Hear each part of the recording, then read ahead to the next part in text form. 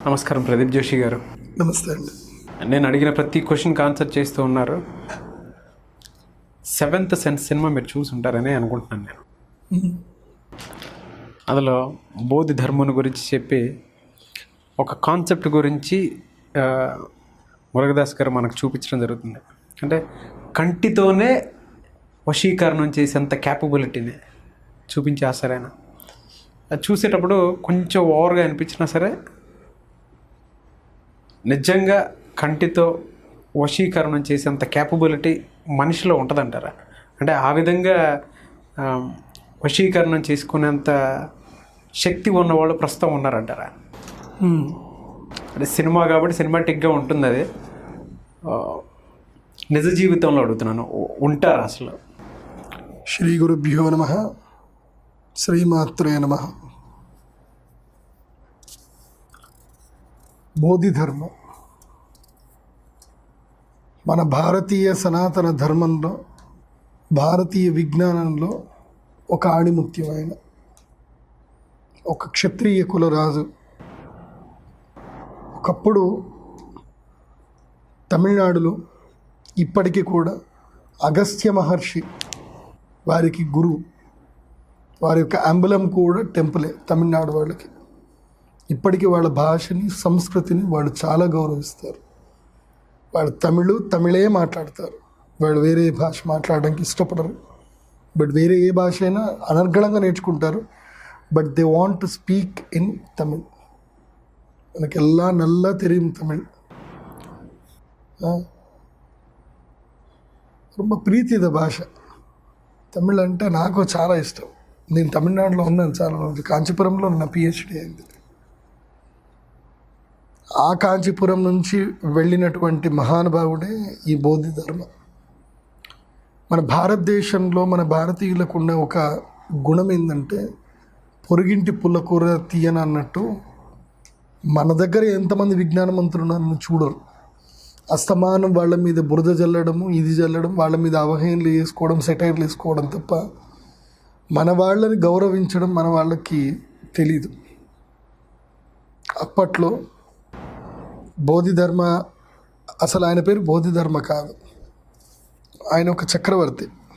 తన రాజ్యాన్ని అన్నిటిని కూడా వదిలేసి ప్రపంచవ్యాప్తంగా ఈ విజ్ఞానాన్ని పంచి చెప్పాలని చెప్పి ఆయన ఇక్కడి నుంచి బయలుదేరి హిమాలయాలు ఇవన్నీ కూడా ఆయన ప్రయాణం చేస్తే, ఫస్ట్ టిబెట్, తర్వాత చైనా భూమికి ఆయన వెళ్ళడం జరిగింది. అప్పట్లో ఇదంతా ఏకైక సామ్రాజ్యం. వాస్తవంగా చెప్పాలంటే చైనా కూడా భారతదేశంలోనే ఒక సామ్రాజ్యం అప్పట్లో. సో సింధు నాగరికత అనేది చాలా పరిఢవిల్లింది. కానీ నాలెడ్జ్ అంటే సౌత్ ఇండియా. మార్షల్ ఆర్ట్స్ కానివ్వండి, ఏదైనా ఆయుర్వేద విజ్ఞానం అంటే సౌత్ ఇండియా. తర్వాత సంస్కృతము, వ్యాకరణము, తర్వాత సిద్ధాంత గణితాలు, ఇవన్నీ కూడా నార్త్ ఇండియా. సైన్స్ వచ్చేసి మన సౌత్ ఇండియా. ఆయుర్వేదం అంతా మన దగ్గర ఉండేది. బోధిధర్మ గారు అక్కడికి వెళ్ళిన తర్వాత ఆయనకు తెలిసిన విద్యలు ఇవన్నీ కూడా అన్నమాట. ఇవన్నీ కూడా సిద్ధములు అంటారు. అంటే అణిమాది అష్టసిద్ధులు ఉంటారు. అణిమ, లఘిమ, చైవ, గరిమ, వశిమ, తత ప్రాప్తి, ప్రాకామ్యం, ఈషిత్వం, వశిత్వం, అష్టసిద్ధం అని అష్టసిద్ధులు పొందడం. అప్పట్లో మన యొక్క భారతీయ సంస్కృతిలో విజ్ఞానం అంటే ఏంటంటే, ప్రకృతిని మనం ఓన్ చేసుకోవడము, అష్టసిద్ధులను పొందడము, తర్వాత మన శక్తి మీద మనకి నమ్మకం కలగడము, మనం ఎప్పుడు కూడా ఇతరులని దేహి అని అడగక బతకడము. ఇది మన భారతీయ సంస్కృతి. 10 మందికి అన్నం పెట్టే చెయ్యి భారతీయ సంస్కృతి, భారతీయ విజ్ఞానం. ఎక్కడో వెళ్ళి ఉద్యోగం అడిగేది కాదు భారతీయ విజ్ఞానం. 10 మందికి ఉపాధిని ఇచ్చేది భారతీయ విజ్ఞానం. ఆ సనాతన గ్రంథాలు అన్నీ కూడా మలికి పట్టిపోయాయి. ఇప్పుడు కట్టప్ప రావాలి. కట్టప్ప మన సనాతన ధర్మానికి మకిలి పట్టింది. దీన్ని రక్తంతో గడగాన్నా, ప్రవచనాలతో గడగాన్నా, ఎవరో కట్టప్ప ఎక్కడ వస్తాడో చూడాలి. సనాతన భారతీయ విజ్ఞానంలో చాలా అద్భుతాలు దాగి ఉన్నాయి. మర్మకళ, చాలా కళలు తెలుసు ఆయనకి. వాళ్ళు దాంట్లో యాక్సెప్ట్ చేసిందల్లా ఓన్లీ ఒక మర్మకళని మాత్రం వాళ్ళు నేర్చుకున్నారు. ఎందుకోసం అంటే ఆయుర్వేద విజ్ఞానం ఆయన వాళ్ళందరినీ కాపాడారు. అక్కడ వస్తున్న రోగాల బారి నుంచి కాపాడాడు ఆయన. కాపాడినా కానీ ఎక్కడ పోయినా మనిషికి స్వార్థపరులు. సాయిబాబా గారు ఉన్నప్పుడు ఆయన్ని అలాగే సతాయించారు. సత్యసాయిబాబా గారు చివరికి పోయేంత వరకు ఆయన్ని సతాయించారు. ఆయన వల్ల ఎంతోమంది చాలా అనుగ్రహాన్ని పొందారు.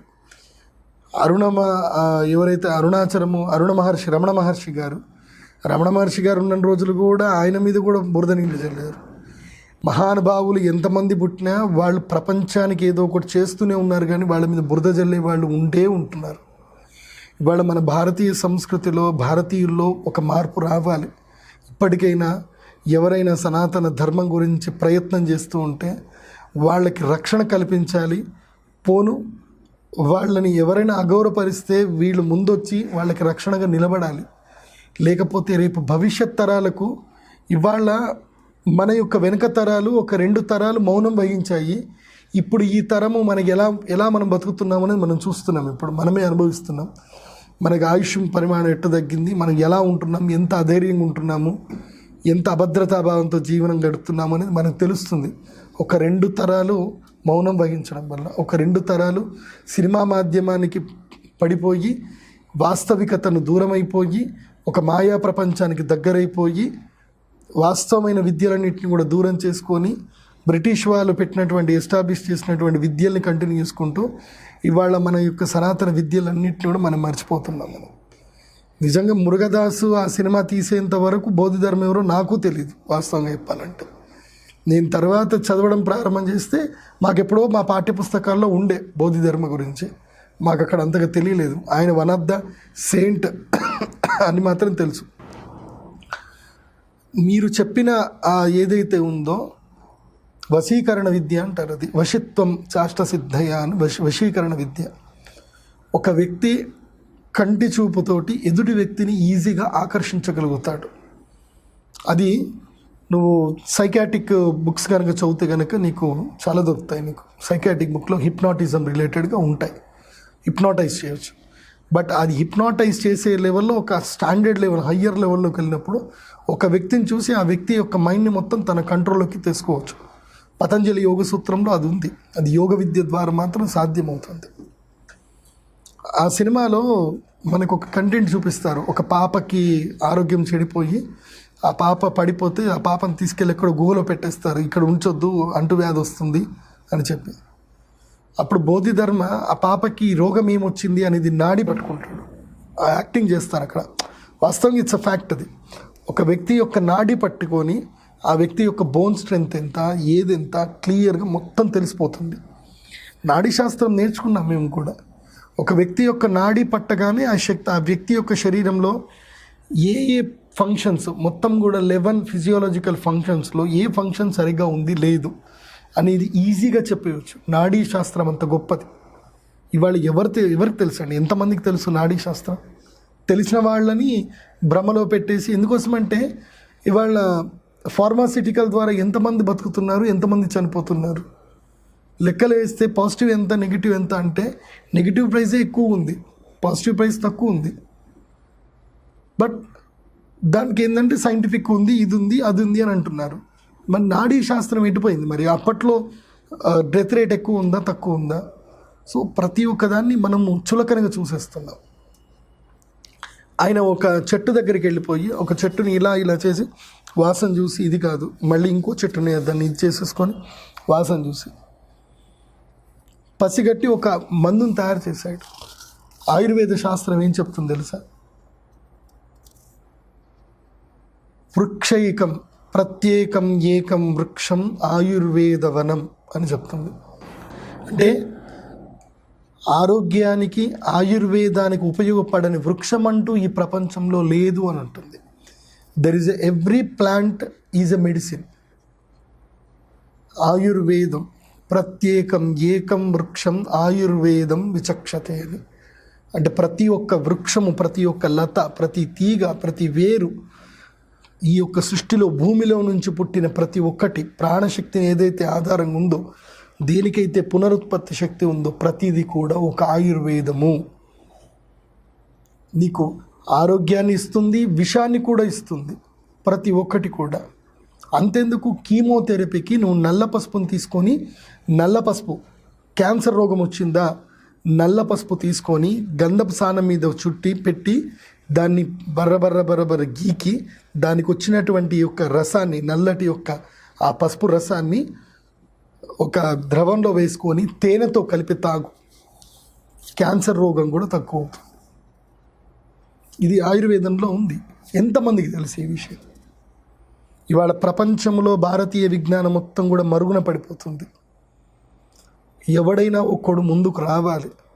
ఒక్కోడు వస్తే సరిపోదు, వాడికి అందరు కూడా చేతి పట్టుకొని వాడికి సహకరించాలి. మొన్న నేను మధ్య శ్రీచక్ర దీపోత్సవం చేస్తా అన్నాను. నా నమ్మకాన్ని నిలబెట్టారు భక్తులందరూ కూడా వచ్చి.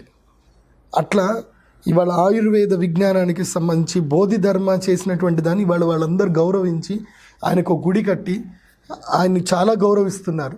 ఇవాళ షాలోన్ ఏదైతే ఉందో మర్మ విద్య, ఆ విద్య మన భారతీయుల రక్త కణకణాల్లో ఉంది. కానీ ఎక్కడ పిరికి వాళ్ళని తయారు చేస్తున్నారు మన వాళ్ళని. షావోలిన్ ఒక పెద్ద మాస్టర్ ఉన్నాడు, ప్రభాకర్ మాస్టర్. ఆయన ఎన్నో కష్టాలు పడినా సరే పూట అన్నం గడవకున్నా కష్టపడి మార్షల్ ఆర్ట్స్ నేర్చుకున్నాడు. నెల్లూరులో ఉంటాడు ఆయన. నేను వాంటెడ్లీ ఇక్కడ నుంచి కార్లో వెళ్ళి డ్రైవింగ్ చేసుకుంటూ వెళ్ళి ఆయన్ని కలిసి ఆయన అప్రిషియేట్ చేసి వచ్చాను నేను. The great Shaolin master Prabhakar గారు ఇవాళ మన నెల్లూరులో ఉన్నారు. ఎంతమంది నెల్లూరులో వాళ్ళకి తెలుసు ఒక ప్రభాకర్ అని ఒక గ్రేట్ మాస్టర్ మా ఊర్లో ఉన్నారని. వరల్డ్ రికార్డ్ కొట్టినతను ఉన్నాడు. ఇక్కడో బౌద్ధధర్మ గురించి చూస్తున్నాం. ఇవాళ మన భారతదేశంలో బౌద్ధధర్మ లాంటి వాళ్ళు చాలామంది ఉన్నారు. పంచభూతాల్ని మనం కూడా వశీకరణం చేసుకోగలుగుతాం. అది గ్రాఫిక్స్లో చూపించారు కానీ ఇట్స్ అ ఫ్యాక్ట్. అది ఒక మనిషి తలుచుకుంటే ప్రకృతిని కమాండ్ చేయగలుగుతాడు. పతంజలి యోగ సూత్రంలో సమాధి పాదం కాదు, విభూతి పాదంలో వస్తుంది, 3వ పాదంలో వస్తుంది. ఎలా ప్రకృతిని ఎలా చూసుకోవచ్చు, సూర్యుడి యొక్క వెలుగును కూడా నువ్వు ఆపవచ్చు అనేది ఉంది. అంత సిద్ధి పొందితే ఒక క్షణకాలం పాటు ఇప్పుడు మేఘాలు వచ్చి సూర్యరశ్మి తగ్గాలి, సూర్యరశ్మికి మేఘాలు అడ్డుపడాలి అని అంటే ఆ సంకల్ప శక్తితో అది కూడా జరుగుతుంది. ఇప్పుడు సూర్యుడి యొక్క తాపం ఎక్కువ అవుతున్నా సరే అక్కడ ఒక మంత్రాన్ని చదివి సూర్యశక్తికి ఇప్పుడు మేఘాలు అవరోధం కలగాలి అని అంటే అవరోధం కలుగుతాయి. అంతెందుకు గణపతి సచ్చిదానంద స్వామి గారు ఆయన పూజ చేస్తుంటే ఎక్కడ లేని హంసలని ఆయన దగ్గరికి ఎట్లా వచ్చాయి? ఆయన అగ్నిలో నిల్చొని అగ్నిలో నుంచి స్ఫటికలింగాన్ని తీసి పూజ చేశారు. ఎలా చేశారు? ఆయన రాగాల్ని పలుకుతూ ఉంటే ఎంతోమందికి శరీరంలో ఉన్నటువంటి రుగ్మతలన్నీ పోయాయి. ఇవాళ అంత గొప్పది గణపతి సచ్చిదానంద స్వామి మనతోటి ఉన్నారు. ఎంతమందికి తెలుసు? ఆయన్ని విమర్శించడమే కొంతమందికి తెలుసు, కానీ ఎంతమంది వెళ్ళి ఆయన పాదపద్మాన్ని స్మరించుకుంటారు? ఎంతమంది ఆయన యొక్క అనుగ్రహాన్ని పొందారు? ఇవన్నీ లేదు. ఎక్కడికించి నెగిటివ్ పలకడము, మన యొక్క విజ్ఞానవంతులు ఎవరున్నా మనల్ని మనమే చంపుకోవడం తప్ప ఏం లేదు. ఇవాళ ఒక బోధి ధర్మ, ఒక క్షత్రియుడు అలాంటి విద్యలు తెలిసిన చాలామంది మన భారతదేశంలో ఉండే. అందులో ఒక్కతను మాత్రమే తను దూర ప్రయాణం చేసి కాంబోడియా అలాంటి దేశం వైపుగా పోయి అక్కడ ఆయన ప్రతిష్టాపన చేస్తే ఇవాళ ఆ దేశంలో ఉండేటువంటి దాదాపు 200 కోట్ల మంది అందరూ కూడా ఇవాళ మన బౌద్ధ ధర్మాన్ని గౌరవిస్తున్నారు. మనం ఏం చేస్తున్నాం? ఆ సినిమా చూపించిన మురుగదాస్ అయిపోయింది, ఆ 7 సెన్స్ అయిపోయింది. ఆ సినిమా బాగుంది, కొంతమంది ఇదంతా ఫేక్ అని కొంతమంది బయటకు వచ్చేసారు.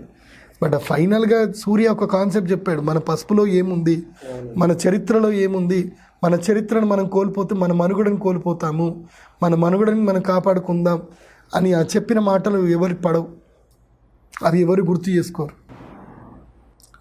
ఇవాళ బౌద్ధ ధర్మాన్ని కానివ్వండి, ఇవాళ చాలామంది మహానుభావులు మన దాంట్లో ఉన్నారు. ఇవాళ ఆ ప్రయత్నపూర్వకంగా నేను ఒక ప్రయత్నం చేస్తున్నాను. ఆయుర్వేద వనం పెట్టాలి, అందరికీ ఆయుర్వేద విజ్ఞానం తెలియజేయాలి. బేసిక్ ఆయుర్వేదిక్ తెలిస్తే చాలు. ఇంట్లో కూర్చొని యోగా ప్రాణాయామం మనం సరిగ్గా ఊపిరి తీసుకోవడం నేర్చుకుంటే చాలండి, మనకి ఎలాంటి ఆరోగ్య సమస్యలు రావు.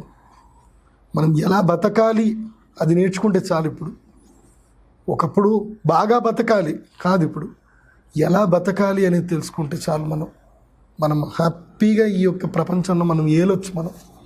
ఇవాళ మనం ఊపిరి సరిగ్గా పీల్చుకోలేకపోతున్నాం. ఎంతటి వాతావరణ కాలుష్యాలు, ఎన్ని సమస్యలు, ఎక్కడికో వెళ్ళి ఏదేదో ఆలోచనతోటి ఎటో వైపు వెళ్ళిపోతున్నాం మనం కాలంలో. అదే మన భారతీయ విజ్ఞానం ఉంటే ఇవాళ మన పిల్లలు పిరికి వాళ్ళు అవుతారా? చంటి పిల్లాడు కూడా పులిని ఎదిరించేవాడు ఒకప్పుడు. మర్మశాస్త్రం తెలిసి, మర్మశాస్త్రం ఒక పిల్లవాడికి నేర్చుకుని ఎంత కాన్ఫిడెన్స్ వస్తుందో తెలుసా? ఇవాళ ఎవరు నేర్పిస్తున్నారండి మర్మకళ, మర్మశాస్త్రాన్ని? కేరళలో పిల్లలు నేర్చుకుంటున్నారు, వాళ్ళు కొంతమంది నేర్చుకుంటున్నారు. సో బోధిధర్మ వశీకరణము ఇది కాదు, మనిషియే ఒక అద్భుతమైనటువంటి యంత్రము. మనిషి అనుకుంటే సాధించలేనిది ఏమీ లేదు.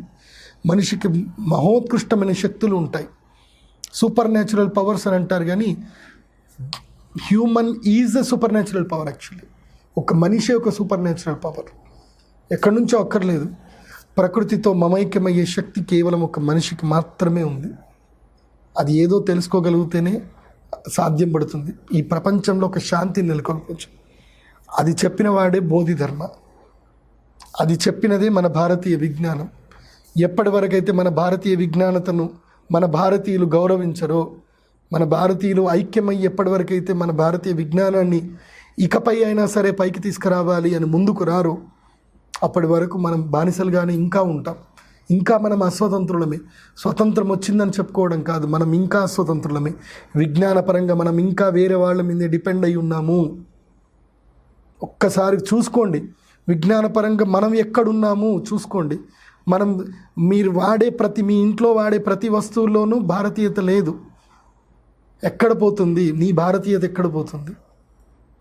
నీ భారతీయత నువ్వు గుర్తించినప్పుడే నువ్వు విశ్వగురువు అవుతావు. నీ భారతీయత నువ్వు గుర్తించలేని రోజుల్లో నువ్వు విశ్వానికి బానిసవే అవుతావు. అది చెప్పినాడే బోధిధర్మ. అది చేద్దాం, మనం పాటిద్దాం. ఇవాళ నీ ద్వారా క్వశ్చన్ వచ్చింది, 7 సెన్స్ మూవీ ఎప్పుడో పోయింది, కానీ ఆ మూవీ నా లోపల ఒక శక్తినిచ్చింది. నేను అప్పుడు పోస్ట్ గ్రాడ్యుయేషన్ చేస్తున్నాను మూవీ వచ్చిన టైంకి. అది చూసిన తర్వాత నాలో ఆలోచన చాలా మారిపోయాయి. ఇమ్మీడియట్లీ నేను ఆయుర్వేద పుస్తకాలు అప్పటిదాకా నేను దేవుడు ఉన్నాడు, దేవుడి అస్తిత్వం దాని మీద కూర్చున్నాను. ఎప్పుడైతే ఆ సినిమా వచ్చిన తర్వాత నా లోపల చాలా మార్పులు వచ్చాయి. నేను తర్వాత పుస్తకాలు చదివడం ప్రారంభించాను ఆయుర్వేదం గురించి.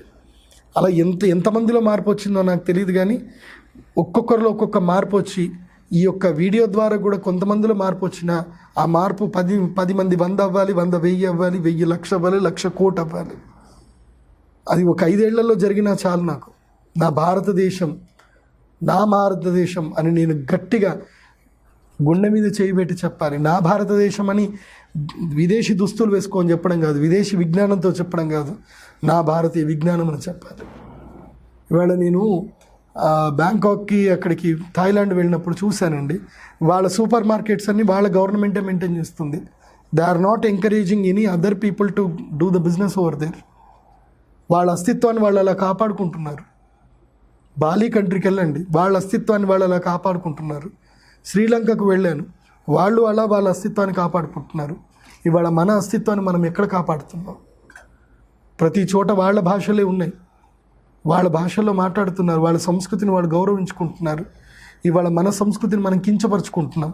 మన సంస్కృతిలో సైన్స్ని వెతుకుతున్నాం, కానీ మన సంస్కృతిలో ఉండేటువంటి తత్వాన్ని, ఒక ఆనందాన్ని, మన పెద్దవాళ్ళు చెప్పిన విజ్ఞానాన్ని మనం చూడట్లేదు. ఎంతవరకైతే నువ్వు పరీక్షిస్తూనే పోతావో నువ్వు విద్యార్థిగానే ఉంటావు. ఎప్పుడైతే నువ్వు దాన్ని సద్వినియోగం చేస్తావో అప్పుడు నువ్వు స్కాలర్ అవుతావు. అగస్త్యుడు రాసినటువంటి పుస్తకము, ఏదైతే బ్యాటరీకి సంబంధించిన పుస్తకము, నికోలస్ తన సూత్రంలో అదే వినియోగించాడు అని ఇప్పటికీ సైన్స్ చెప్తుంది, చరిత్ర చెప్తుంది. అగస్త్యుడు మనకి బ్యాటరీ ఏందో అగస్త్యుడు చెప్పాడు. ఒక్కొక్క ఋషి గురించి చెప్తాను నాగరాజు నీకు. ఇప్పటి నుంచి నువ్వు ప్రతి ఒక్క ఋషి గురించి అడుగు. భరద్వాజుడి గొప్పతనం ఏంటి, వశిష్ఠుడి యొక్క గొప్పతనం ఏంటి, అగస్త్యుడి యొక్క గొప్పతనం ఏంటి, పరాశరుడు ఏం నేర్పించాడు మనకి. ఒక్కొక్క ఋషి మనకి ఎన్నో అద్భుతమైన మార్గాలు చూపించారు. ఇవాళ ఋషుల పేర్లు మనకు తెలుసు తప్ప వాళ్ళు ఏం సాధించారో విజ్ఞానం మనకు తెలియదు కదా. వీళ్ళు బోధిధర్మ లాంటి వాళ్ళు చాలామంది ఉన్నారు. థ్యాంక్ యూ అన్న.